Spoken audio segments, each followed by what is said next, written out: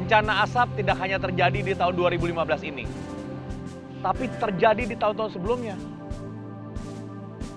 Seperti kejadian yang berulang-ulang kali dan tidak ada antisipasinya. Pertanyaannya, salah siapa ini? Indonesia pengekspor asap.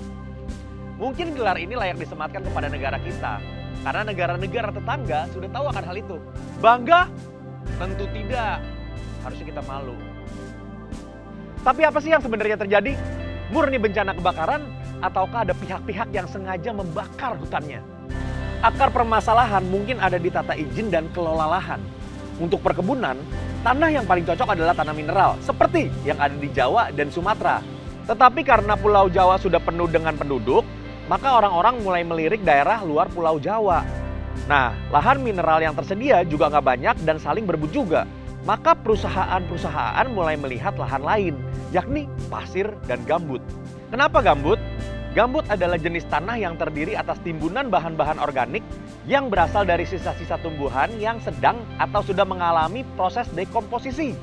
Lahan gambut kurang memiliki nilai ekonomis, tapi memiliki fungsi ekologis yang sangat tinggi. Nah, dimulailah acara yang bernama kebakaran hutan. Kebakaran hutan di Indonesia paling banyak disebabkan karena ulah manusia.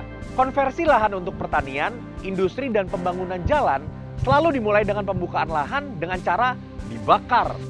Ketika perusahaan yang memiliki izin mulai membuka lahan, selalu ada oknum-oknum yang ikutan membakar lahan. Biasanya mereka melakukan itu di musim kemarau, karena dengan biaya yang sedikit bisa menghasilkan lahan yang luas.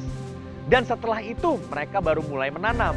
Padahal perusahaan yang berizin pasti menggunakan teknik pembakaran yang lebih terkendali. Sanksi untuk pembakaran ini nggak main-main loh. Udah diatur di undang-undang.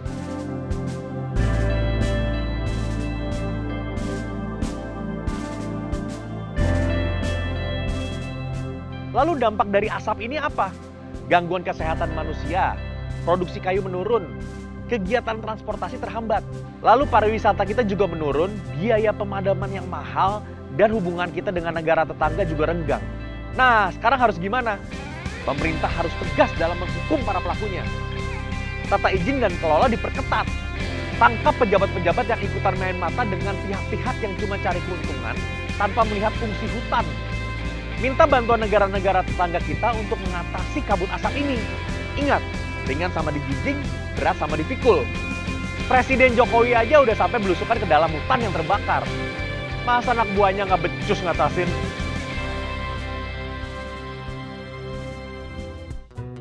Yuk Revolusi Mental adalah sebuah bentuk dukungan kita kepada program revolusi mental yang dibuat oleh pemerintah dan merupakan penyaluran opini kita terhadap segala sesuatu yang sedang terjadi.